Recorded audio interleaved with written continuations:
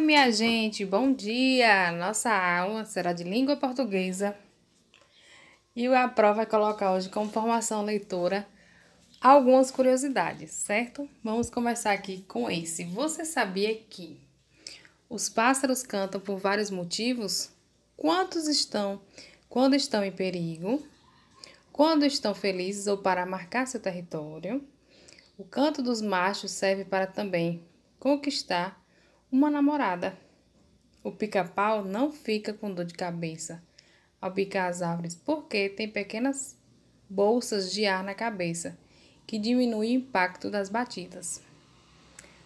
Logo que bota os ovos, a ema sai para namorar e é o macho que choca os ovos e depois cuida dos filhotes. Olha só, durante toda a semana a prova vai colocar uns textinhos de curiosidades como esse, certo? Vamos para a nossa atividade, vai ser no livro de língua portuguesa. Nós vamos fazer a atividade da página 78, 79, 80, 81, 82 e 83. O 83 é só uma questãozinha, como a prova vai mostrar aqui, certo? Hoje nós vamos fazer uma atividadezinha que vai servir como revisão, que vamos tratar de parágrafos, pontuação, né? Uma coisa que a gente já estudou, né? Um assunto que nós já estudamos algumas semanas atrás. Então, vamos lá. Língua, uso e reflexão, parágrafo e pontuação. Atividade oral e escrita. Primeiro, releia a fábula O Corvo e a Raposa e um trecho do Lenga-Lenga, a Casa de Seu Damião. Preste atenção em como esses textos estão organizados. Texto 1, a fábula. O corvo e a raposa. Um corvo roubou um pedaço de queijo e foi para o alto de uma árvore. Uma raposa logo quis se apossar do queijo. Chegou perto e começou a elogiar o corvo, dizendo que ele tinha uma bela voz. Ouvindo os elogios, o corvo quis mostrar sua bela voz, abriu o bico para cantar e o queijo caiu. A raposa arranhou apanhou e foi embora, rindo. Olha só, o texto 1, como ele está organizado, tá vendo? Como é a estrutura do texto. Tem parágrafo, né? Parágrafo é esse espaçozinho antes de começar o texto, tá vendo? Tem, 3 parágrafos, a fábula do corvo e a raposa. Agora o texto 2 é um lenga-lenga, a casa de Seu Damião. Aqui está a vaca que pisou no cão, que mordeu o gato, que pegou o rato, que furou o saco de grão de feijão, que estava na casa de Seu Damião. Olha só, é totalmente diferente a estrutura do texto, né, do lenga-lenga para o texto da fábula, porque o lenga-lenga é um texto poético, ele vai sendo, não tem parágrafo, tem rima, né? Quando a gente bota aqui vaca, gato, rato, grão de feijão, tudo isso rima, né? É diferente de fábula que não tem rima, certo? Segundo, relacione cada ideia ao texto colocando 1 para a fábula e 2 para indicar o lenga-lenga. O texto escrito em verso, qual dos textos aqui é escrito em verso? O texto 1 ou o texto 2? Aí você vai colocar no quadrinho. Texto com parágrafos, qual é o texto que tem parágrafo? 1 ou 2? Texto sem rima, texto com rimas. Aí vocês vão usar 1 para a fábula e 2 para o lenga-lenga. Terceira, acompanhe a leitura do primeiro parágrafo da fábula, feita pela professora. Um corvo roubou um pedaço de queijo e foi para o alto de uma árvore. Uma raposa logo quis se apossar do queijo. Observe como faz a voz da professora cada vez que ela chega ao ponto final. Esse sinal chama-se ponto final, né? Cada vez que a gente chega nessa bolinha pequenininha que tem aqui, depois de árvore e depois de queijo, tá vendo? Tem um sinal aí de pontuação, que é o ponto final. Cada ponto final marca o fim de uma frase. Então, quando a Pro lê, um corvo roubou um pedaço de queijo e foi para o alto de uma árvore. Essa pausa indica que é uma frase. Acabou aí a frase. Uma raposa logo quis se apossar do queijo. Aí já é outra frase, tá vendo? Aí já tem um pontinho final, já terminou a outra frase. Letra A. Conte os pontos e responda. Quantas frases há nesse trecho? Letra B. Juntos, leiam o trecho a seguir. A raposa apanhou e foi embora rindo. Quantas frases existem nesse parágrafo? 4. O ponto final pode indicar que alguém faz uma declaração afirmando alguma coisa, mas há um ponto que pode indicar quantos ficamos admirados. Observe. Leia a frase bem sério. O queijo caiu. Pronto, ponto final. Leia a frase muito admirado ou espantado. O queijo caiu. Lembra quando a prof falava que tinha um ponto que demonstrava admiração, espanto? Pois é, esse ponto é o ponto de exclamação, certo? Hora de organizar o que estudamos. Leia com a professora o esquema e veja os sinais de pontuação que estudamos. Sinais de pontuação no final de frase. Ponto final e ponto de exclamação, né? Agora você, leia a fábula a seguir. O cachorro e o pedaço de carne. Um cão atravessava um riacho com um pedaço de carne na boca. Quando viu seu reflexo na água, pensou que fosse um outro cão, carregando um pedaço de carne, ainda maior. Soltou então o pedaço de que carregava e se jogou na água para pegar o outro.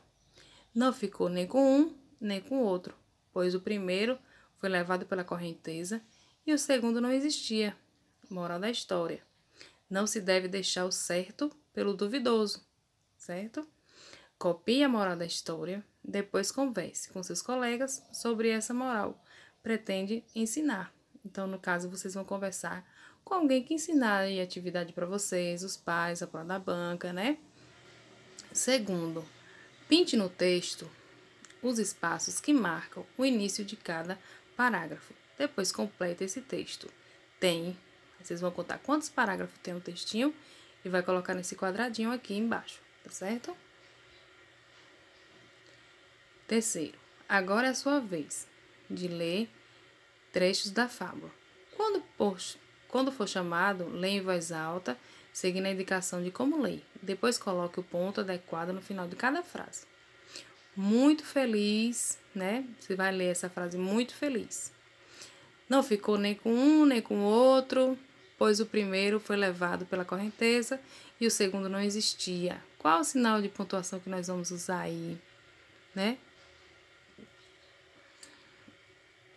Aí vocês vão ler com muito entusiasmo, com muito bravo, indignado, né? Para vocês verem como muda a afeição, a leitura, o jeito de vocês ler, o jeito que as palavras saem, né? Aí nós vamos aqui nessa letra B, seria interessante se estivesse lá na sala para a gente conversar, né? Trocar ideia de como cada um leu, né? Mas como não estamos, infelizmente, nós vamos partir agora para sinônimos e antônimos, certo? Como a Pro disse hoje, é uma aulinha de revisão de parágrafos, sinais de pontuação, sinônimos e antônimos. Sinônimos e antônimos: a lebre e a tartaruga apostaram uma corrida para ver quem era mais veloz. Veloz quer dizer rápido, ligeiro. Essas três palavras são chamadas de sinônimo porque têm um significado semelhante, né? Lembra que a Pro falou? Sinônimo, semelhante. Antônimo, ao contrário. Agora, relembre como era diferente a tartaruga e a lebre. Uma era o contrário da outra. Uma era lenta, outra era rápida. Uma vagarosa, outra veloz. Uma demorada, a outra apressada. Uma sem velocidade e a outra com velocidade. Essas palavras que indicam sentido contrário são chamadas de antônimos, certo? Primeiro, vamos brincar de ser do contra? Para cada palavra destacada a seguir, dê um antônimo, isto é, uma palavra de sentido contrário. Eu gosto do escuro, o do contra gosta de... Eu gosto de lugar alto, o do contra gosta de lugar... Eu gosto de brinquedos pequenos, o do contra gosta de brinquedo... Segundo, escreva os sinônimos. Sinônimo quer dizer palavras semelhantes, viu? O que tem um sentido parecido. O significado. Letra A, alegre. Qual a palavra que a gente pode usar para falar que estamos alegres também? Feliz, né? Letra B, pavor. C, esperta. D, belo. E, infeliz. F, enorme. 3. Há outras maneiras de dizer o contrário. Para descobrir, pinte a palavra que está dentro daquela que é seu antônimo. Incompleto,